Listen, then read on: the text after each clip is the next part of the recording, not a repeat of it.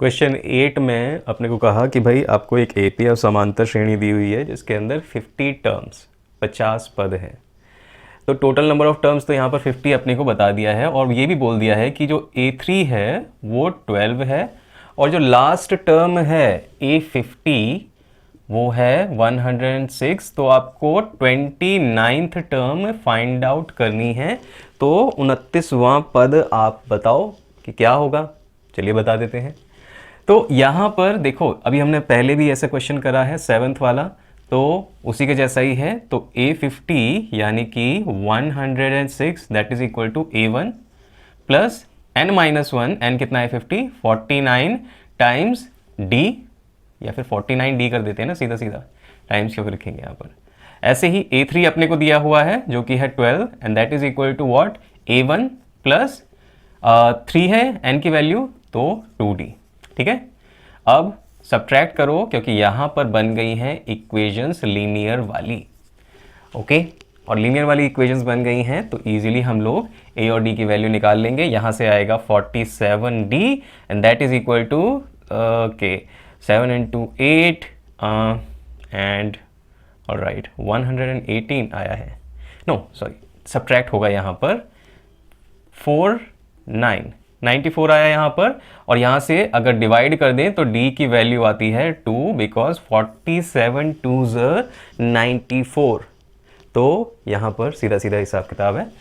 d को अगर 2 यहाँ पर रख दो इक्वेशन 2 में तो 12 will be equal to a plus 2 times 2 4, a will be equal to 12 minus 4 8।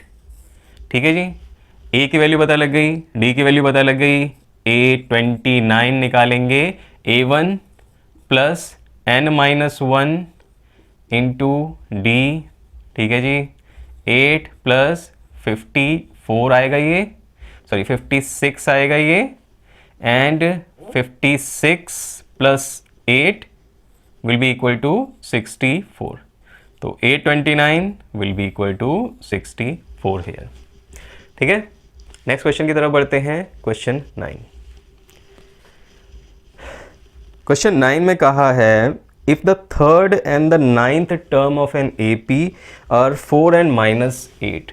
ठीक है, तो क्वेश्चन 9 में थर्ड एंड 9th टर्म दी हुई है 4 and -8, ये है 9th टर्म।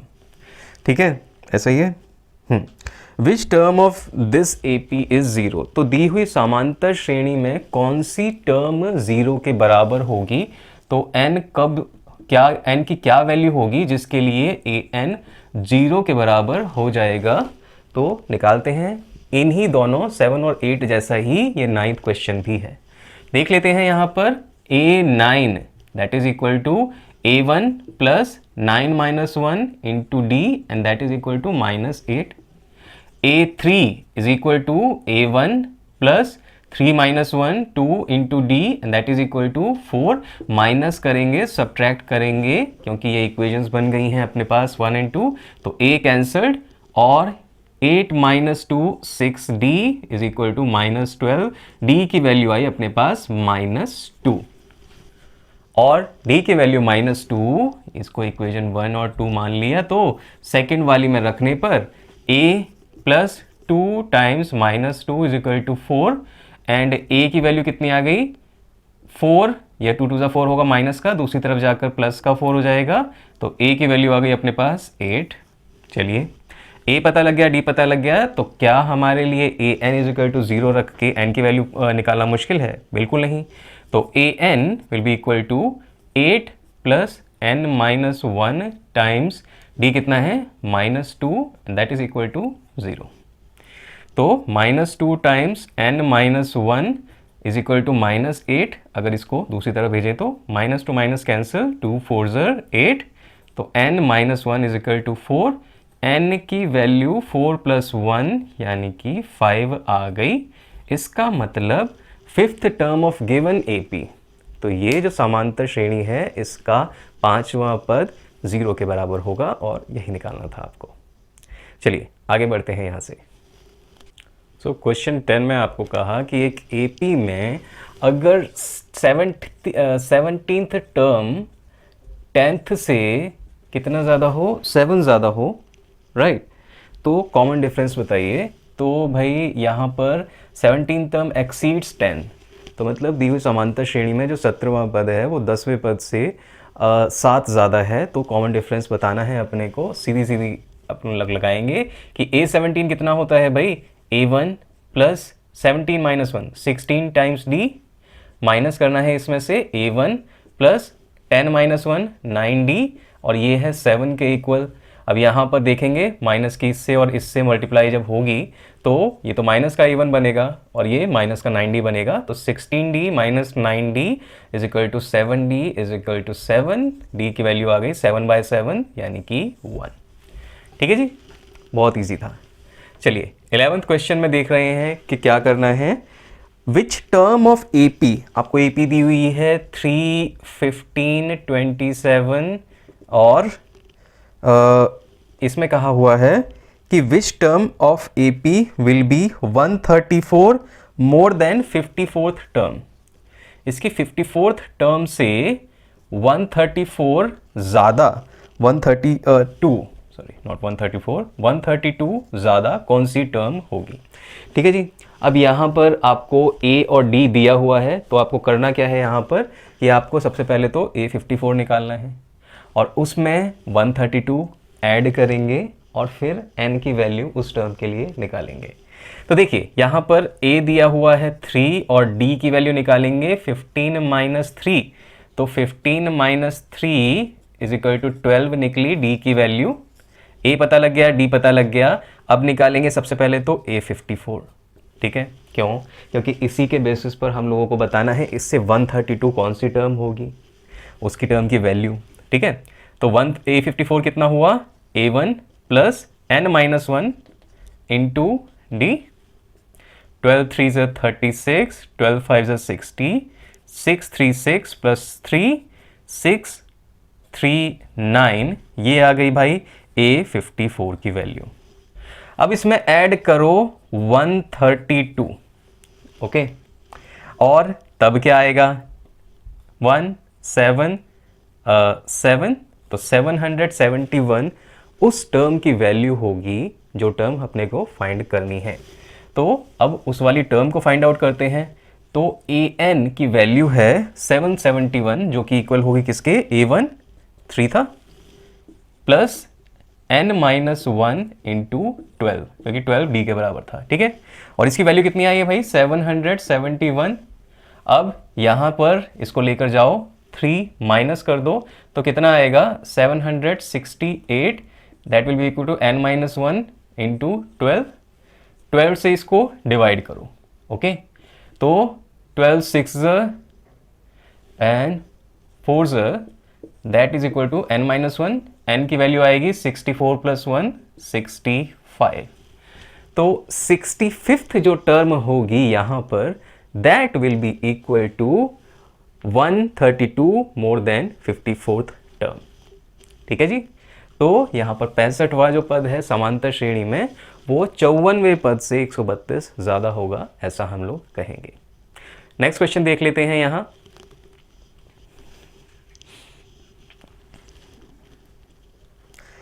नेक्स्ट क्वेश्चन में कहा हुआ है कि 2 APs have same common difference. तो कॉमन डिफरेंस AP का सेम है, 2 AP दी हुई हैं आपको। The difference between their 100th term is 100, find the difference between their 1000th term.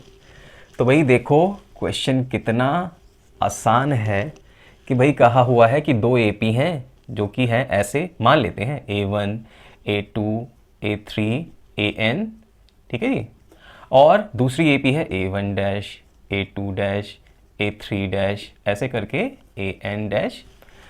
अब इसमें कहा हुआ है कि इसका 100वां और इसका 100वां टर्म लो, 100th टर्म इसकी लो, 100वां पद इसका 100वां पद इसका, तो उनको जब माइनस करेंगे ना तब अपने पास आता है 100। तो अब अगर एक चीज़ ध्यान दो, इसका क्या मतलब है A1 प्लस n माइनस 1 यानी कि 99 टाइम्स डी, और इसका क्या मतलब है a1 डैश जो कि इसका पहला टर्म है प्लस 99 टाइम्स डी। अब देखो कॉमन डिफरेंस दोनों का सेम है इसलिए डी को चेंज नहीं किया, a1 और a1 डैश को लिया हुआ है यहाँ पर, and that is equal to 100। तो ये जो है माइनस का है पूरा ब्रैकेट में, तो ये -99 है, ये प्लस पॉजिटिव 99 से कैंसिल हो जाएगा, बचेगा क्या a1 minus a1 dash is equal to 100। तो ये बात हमें यहाँ से पता लग गई जो इन्होंने दिया हुआ था। अब ध्यान से अगर देखा जाए तो ये 100 ही आएगा 1000th टर्म के बीच में। क्यों? क्योंकि 1000th टर्म में भी लास्ट में a1 माइनस a1 डैश ही बचेगा, और इसकी वैल्यू तो एक कांस्टेंट है 100 के बराबर, देखें करके। तो 8000 माइनस a डैश 1000, इसकी वैल्यू देखते हैं क्या आएगी। इसकी वैल्यू आएगी a1 plus 1000 minus 1 999 D minus का a1 डैश माइनस n की वैल्यू इसके लिए 1000 है 999 डी। ठीक है, तो क्योंकि d सेम है, कॉमन डिफरेंस है, सार्वंतर सेम है, तो यहाँ पर कितना आया a1 माइनस a1 डैश, और इसकी वैल्यू कितनी थी 100। ठीक है, यहाँ से ऑलरेडी हमने फाइंड आउट कर ली है, निकाल ली है। तो ऐसा बोलेंगे वहाँ पर कि भाई चाहे 100th टर्म लो, चाहे 1000th टर्म लो, चाहे इन्फिनिट वाली टर्म लो, अगर n की वैल्यू सेम है तो यहाँ पर डिफरेंस जो होगा वो सेम ही रहेगा 100 का। ठीक है जी, तो इसकी जगह कोई भी टर्म उठा लेते, डिफरेंस आपका सेम ही रहता।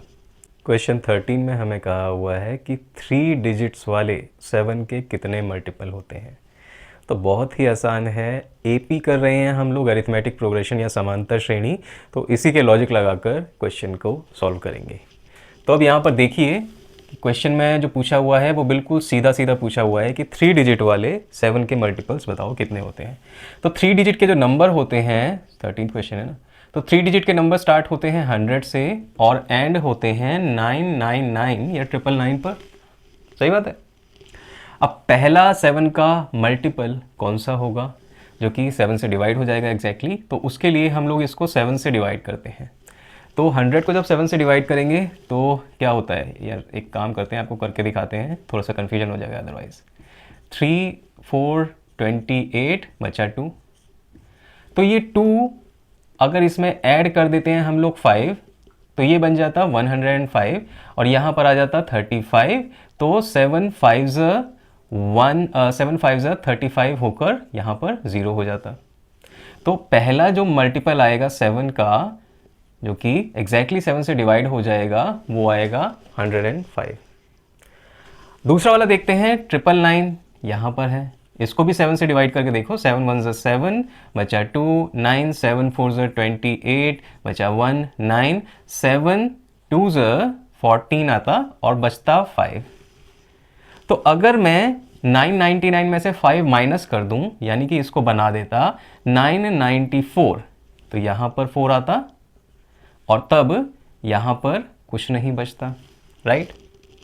तो इसका मतलब 994 is going to be the last multiple of 7, या फिर वो 3 डिजिट का नंबर जो कि 7 से कंप्लीटली डिवाइड होता है। ठीक है, अब आपको यहाँ पर बन गई है एपी, जिसमें कि फर्स्ट टर्म है 105, लास्ट टर्म है 994, और जो बीच का डिफरेंस है, कॉमन डिफरेंस, वो रहेगा 7, क्योंकि 7 के ही मल्टीपल हम लोग देख रहे हैं, राइट। तो पहला आएगा 105, दूसरी टर्म आएगी 112, ऐसे करके 7 7 बढ़ाते जाओ, 994 तक पहुंच जाओ। अब यहाँ पर A1 दिया हुआ है अपने को AP के अंदर 105 है, D हमें बताया हुआ है 7 के मल्टीपल हैं, तो 7 का डिफरेंस सबके बीच में रहेगा, कंसेक्यूटिव 2 टर्म्स के। तो an का फॉर्मूला यहाँ से लगाओ। an क्या होगा भाई, लास्ट टर्म जो है 994 है, that is equal to what, that is equal to first term a1 plus n-1 into D कितना है 7। तो 994 में से 105, क्योंकि ये दूसरी तरफ जाएगा तो माइनस होगा, इसमें से माइनस करो, बचा कितना 9 8 8 is equal to 7 times n-1, और n-1 की वैल्यू क्या आएगी, दिस डिवाइडेड बाय 7, डिवाइड करो इसको, 7 1 7, 7 2 14 and 7 7 49, that is equal to n-1। तो -1 को दूसरी तरफ भेजोगे तो +1 हो जाएगा और 127 + 1 128 will be equal to n। तो मतलब ऐसे 128 या 128 मल्टीपल्स हैं 7 के विच लाई बिटवीन 100 एंड 999 और विच आर 3 डिजिट नंबर्स। ठीक है, चलिए अगला क्वेश्चन जो है क्वेश्चन 14, वो भी बिल्कुल इसी टाइप का है, देखते हैं उसे भी। क्वेश्चन 14 में कहा है कि how many multiples of 4 lie between 10 and 215 और 15। तो क्वेश्चन नंबर 14 है, तो यहाँ पर 10 से स्टार्ट करना है और 250 के बीच के हमको लेने हैं 4 के मल्टीपल्स। तो 10 के बाद कौन सा मल्टीपल आता है 4 का? 12, क्योंकि 4 3 12, ये वाला पार्ट तो ईजी था। और अगर 250 को मैं 4 से डिवाइड करूँ तो यहाँ पर आता है 10 एंड 8, तो 2 रिमाइंडर बचता है। अगर इसमें से 2 को माइनस कर दूं तो आता है 248, और 248 इसका मतलब है कि 4 से परफेक्टली डिवाइड हो जाएगा, क्योंकि हम रिमाइंडर को 250 में से माइनस कर देंगे। सेम लॉजिक है जैसा इससे पहले वाले क्वेश्चन में लगाया है हमने। अच्छा, तो यहाँ पर 12 आएगा फर्स्ट टर्म, सेकेंड टर्म के लिए 12 में और 4 ऐड कर देंगे, 16 हो जाएगा, और लास्ट टर्म अपने को दिया हुआ है 248। अब बन गई है अरिथमेटिक प्रोग्रेशन या समांतर श्रेणी, और यहाँ पर उसमें अपने को मिल गया है फर्स्ट टर्म, और अपने को मिल गया है d इज इक्वल टू 4, और अपने को मिल गया है al लास्ट टर्म 248। तो अब लगा दो फॉर्मूला यहाँ पर कि an यानी कि 248 is equal to a1 plus n-1 into 4। ठीक है, d की वैल्यू 4 है। अच्छा, अब 248 में से 12 अगर माइनस करोगे तो कितना बचेगा? 8 - 2 6, 3 236 बचेगा, that will be equal to 4 times n-1।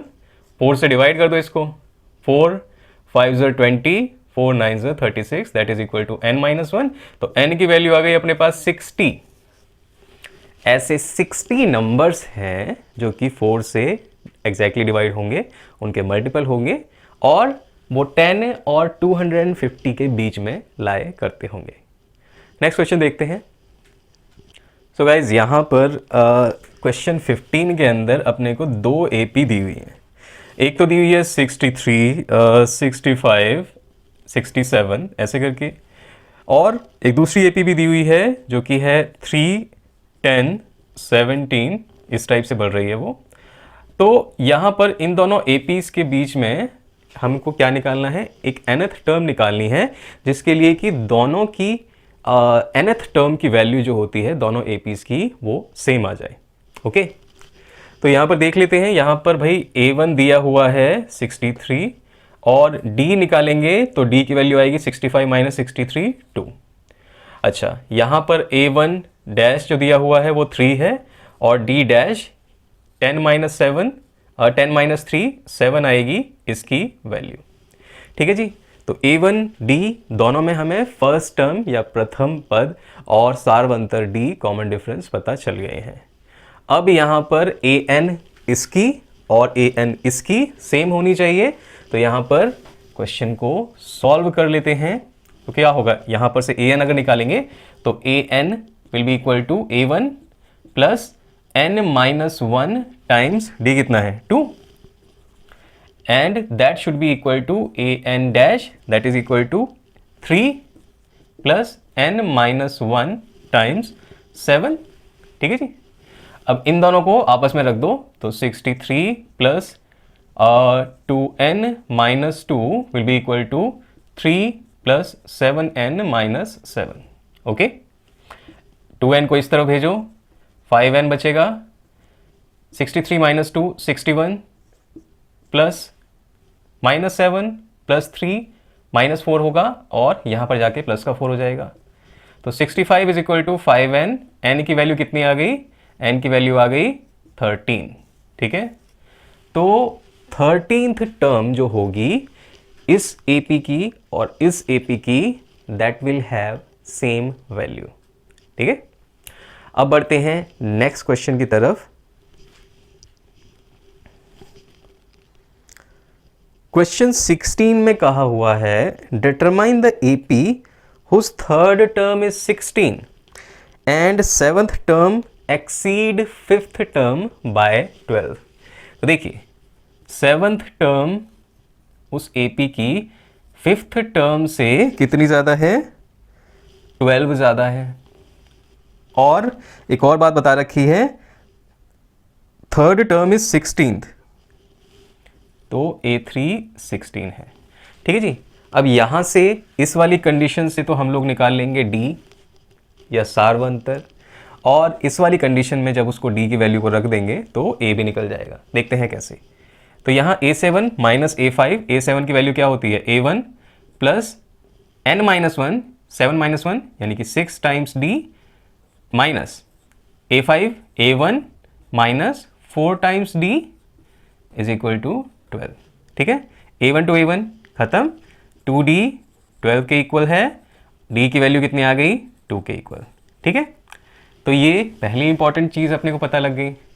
अब D की वैल्यू 2 अगर इसमें रख दें तो A3 कितना आता है भाई, A3 is 16 that is equal to A1 plus 16 minus 1 15 times D कितना है 2, तो A1 will be equal to 16 minus 15 two 13 that is equal to minus 14।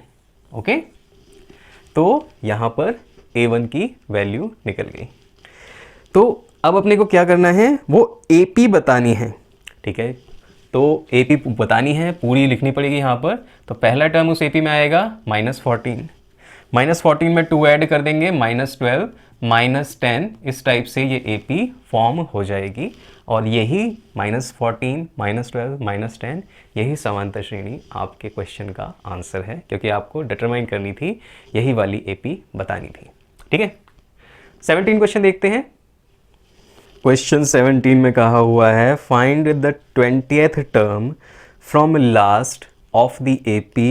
AP है 3 8 13, एपी है 3 8 13 ऐसे करके, एंड लास्ट टर्म दे रखी है 253, राइट। तो इसमें हमें 20th फ्रॉम लास्ट ये वाली टर्म निकालनी है। अब देखो, इसको करने के दो तरीके हैं।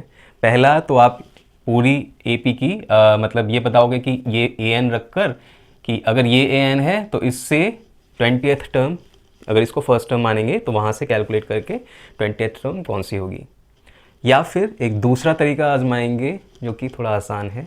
उसमें क्या करेंगे, इसको तो मान लो आप फर्स्ट टर्म 253 फर्स्ट टर्म, और क्योंकि यहाँ पर कॉमन डिफरेंस कितना आ रहा है 8 - 3 5, उल्टी जब करेंगे इस AP को, इस समांतर श्रेणी को जब पलटेंगे, इसके आखिरी वाले को पहला बनाएंगे तो D की वैल्यू आएगी -5, इससे माइनस में इसकी ऑपोजिट।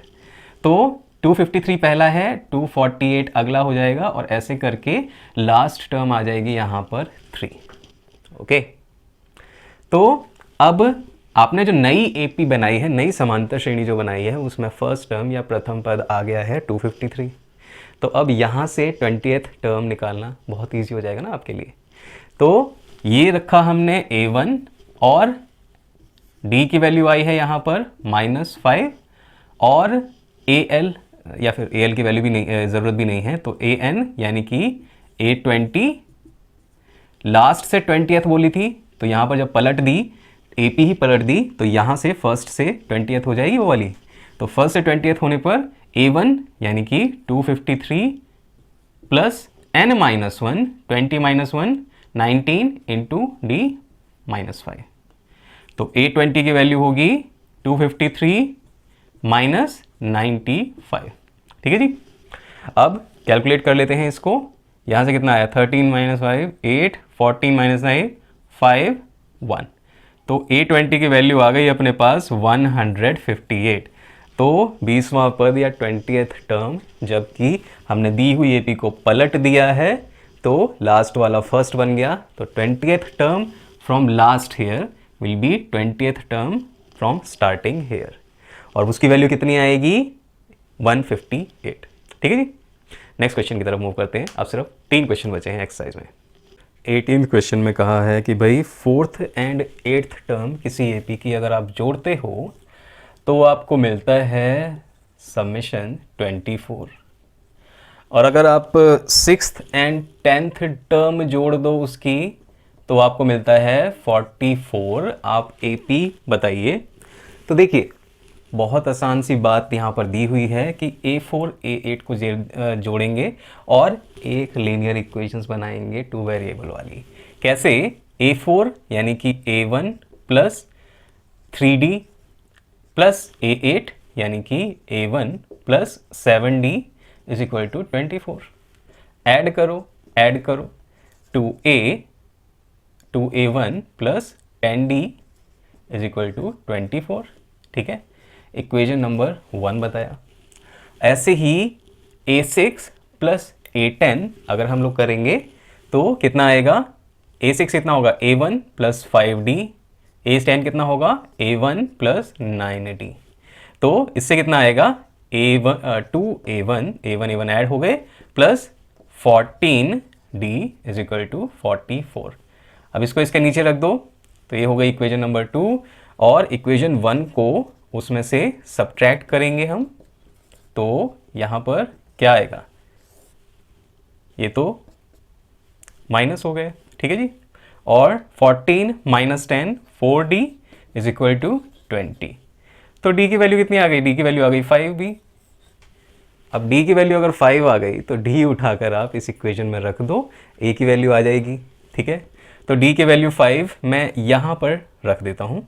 तो 2 times A1 will be equal to 24 minus 10 times D कितना है? 10 टाइम्स 5 50। तो A1 will be equal to ये कितना हो गया? 26। यहाँ से 2 उसके नीचे गया डिवाइड बाई 2 तो A1 ये माइनस का 26 हुआ है। A1 will be equal to minus 13 ये आएगा। A1 पता है, D पता है, आप क्या कर सकते हो? पूरी AP बना सकते हो। हम यहाँ पर सिर्फ शुरुआत के 3 टर्म्स लिख देंगे। तो शुरुआत के 3 टर्म्स क्या आएंगे AP के? माइनस 13 में 5 जोड़ा माइनस 8 माइनस 5 में दोबारा माइनस 8 में दोबारा 5 ऐड किया माइनस 3। ठीक है, ऐसे ही AP चलेगी। Question solve. लास्ट के 2 क्वेश्चन भी करते हैं। तो सुब्बा राव जी ने स्टार्ट किया 1995 में काम करना और 5000 की सैलरी पर उन्होंने स्टार्ट किया। 200 उनकी सैलरी में पर ईयर इंक्रीमेंट हो रहा है। तो बताओ कौन से ईयर में उनकी सैलरी 7000 होगी। ठीक है, AP बन रही है, बहुत सिंपल सी AP बन रही है, यहाँ पर कोई भी कंफ्यूजन की बात नहीं है। तो 5000 से उन्होंने स्टार्ट किया। नेक्स्ट मंथ क्या हो, नेक्स्ट ईयर क्या हो गई? 5200। उससे नेक्स्ट ईयर 200 और बढ़ती गई और लास्ट में हो गई 7000। तो अब आपको बताना है कि कौन से ईयर में उनकी 7000 सैलरी हुई है। When he started in 1995। ठीक है जी। अच्छा, 95 वाला तो बाद में देखेंगे। ठीक है, अब देखते हैं यहाँ पर AN दिया हुआ है अपने को, A1 दिया हुआ है अपने को और D की वैल्यू 200, क्योंकि 200 इंक्रीमेंट हो रहा है तो 200 यहाँ पर D है, सार्वंतर या कॉमन डिफरेंस। तो अब यहाँ से हम लोग फॉर्मूला लगाकर 7000 will be equal to AN और N की वैल्यू निकालने के लिए A1 plus N minus 1 into 200। ठीक है, यहाँ से माइनस हुआ तो बचा 2000 will be equal to 200 into N minus 1।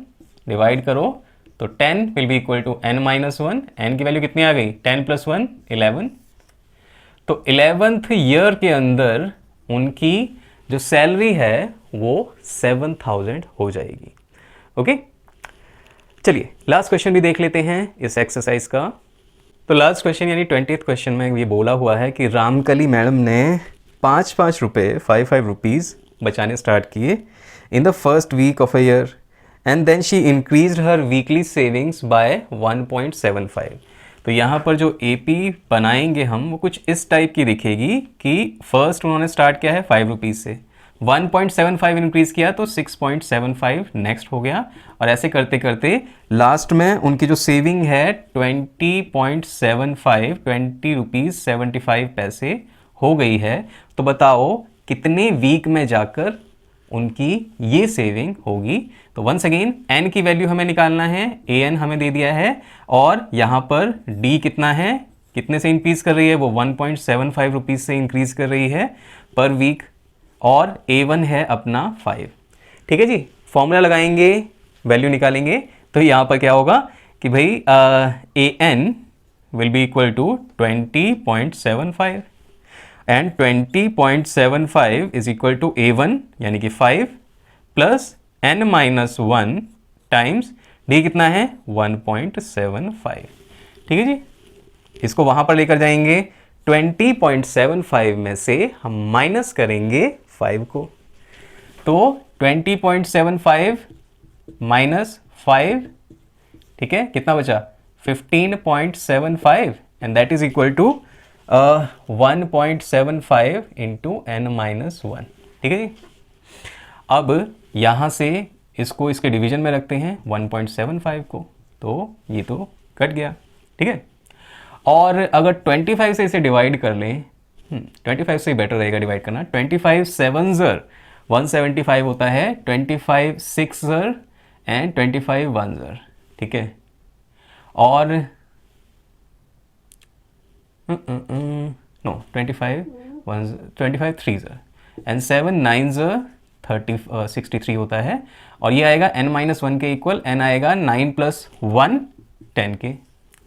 तो इसका मतलब 10th वीक में जाकर रामकली की सेविंग 20.75 आई है।